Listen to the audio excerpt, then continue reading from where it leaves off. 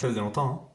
Alors j'ai pas mal de gens qui veulent venir me voir pour travailler une problématique, mais ils ont peur de venir me voir. Pourquoi? Parce qu'ils ont été voir un spectacle d'hypnose et ils ont vu que le type sur scène faisait faire le canard ou demandait le code de carte bleue et ils arrivaient à l'avoir très facilement. Et ben aujourd'hui, on va briser un mythe sur l'hypnose. T'es prêt? Allez, c'est parti. C'est parti. Quand quelqu'un vient pour la première fois au cabinet, la plupart du temps c'est quelqu'un qui est hyper stressé. Parce que justement l'hypnose ça fait peur parce que c'est pas naturel. Mais on a vu déjà la dernière fois que l'hypnose, en fait, c'est un état qui est tout à fait naturel.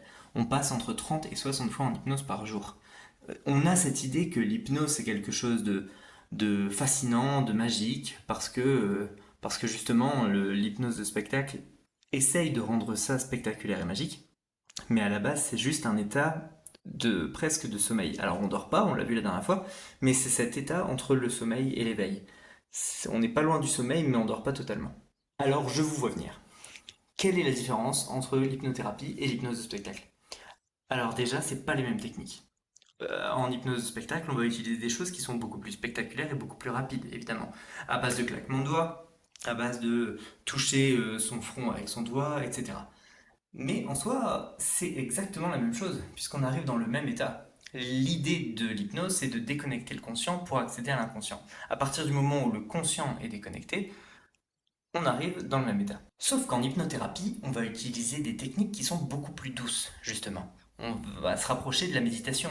On va aller dans des décors de choses qui sont agréables, la plage, la montagne ou des souvenirs positifs, des choses qui nous font être en sécurité. En hypnose de spectacle, on va jamais aller dans ce genre d'endroit, ou alors très rarement. Le but c'est que ce soit rapide, pas que ce soit agréable.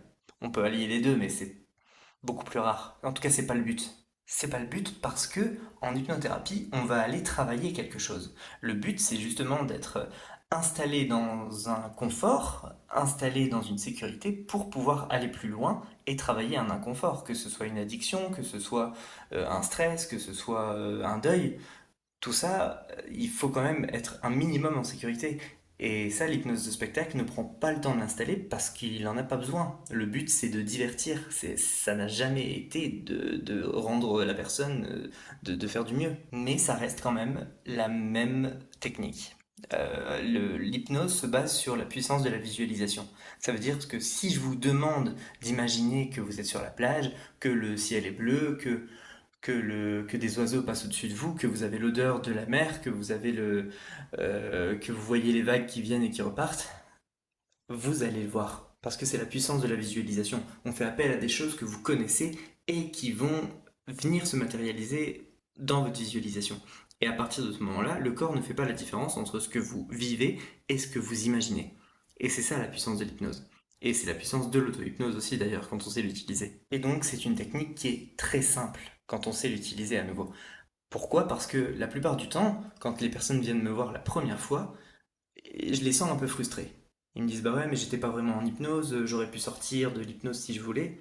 Bah ouais, parce que c'est ça l'hypnose.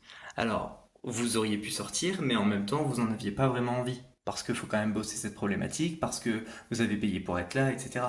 Il y a pas mal de facteurs qui entrent en compte. Mais en soi, je vous oblige pas à être là. Donc vous pourriez très bien sortir. Tout comme vous pourriez sortir d'une hypnose de spectacle.